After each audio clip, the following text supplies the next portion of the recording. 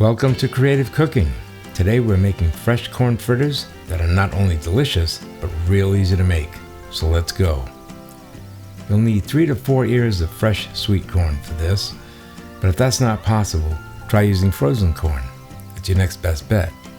If you do use canned corn, make sure you drain it really well and be prepared to adjust the recipe for the batter with a little extra flour to absorb it. Now let's make some batter. This is very similar to the batter that I use for the green bean fritters, but it's a little bit thicker. So what we have is about a cup of all-purpose flour, a teaspoon of salt, a teaspoon of sugar, and some baking powder. We'll give that a quick mix. But we're going to also add some spices. And what I have here is some garlic powder, some paprika, and some red pepper flakes. Mix it all up real nice and try to form a little well in the center, and then we'll start adding our wet ingredients, which consists of a cup of cold milk. Ooh, I almost forgot the pepper. Shame on me. Alright, so we're going to give that a nice mix. Shall we try this again? And we're going to go ahead, make a well in the center, and add some milk.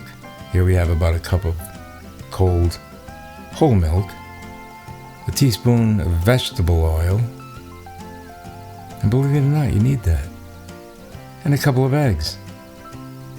And then how you mix a batter like this is real simple. Just start at the center. You've already created a bowl for yourself, right? And then you work your way out to the edges until you incorporate all of the flour, all the dry ingredients, and that's it. Now add your corn and mix well.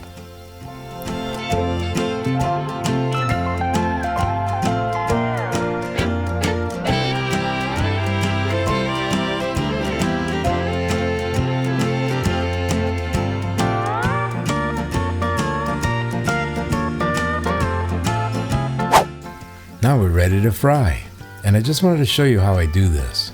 You see what I'm doing? I'm using one spoon that holds about as much as I want for one serving, right?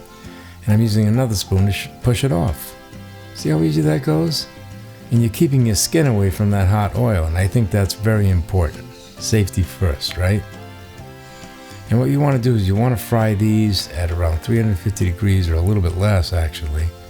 You don't want to fry them too fast, because if you do, the centers won't cook properly.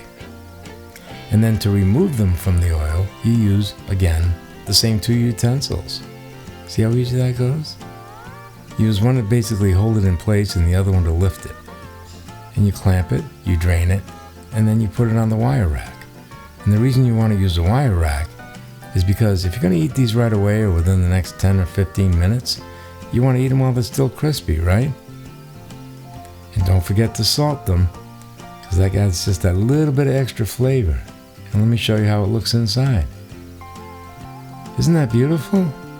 And believe me, they're delicious. So, I hope you give this recipe a try. And don't forget to subscribe so you can watch more great videos made for people who like to cook. Until then, bon appetit.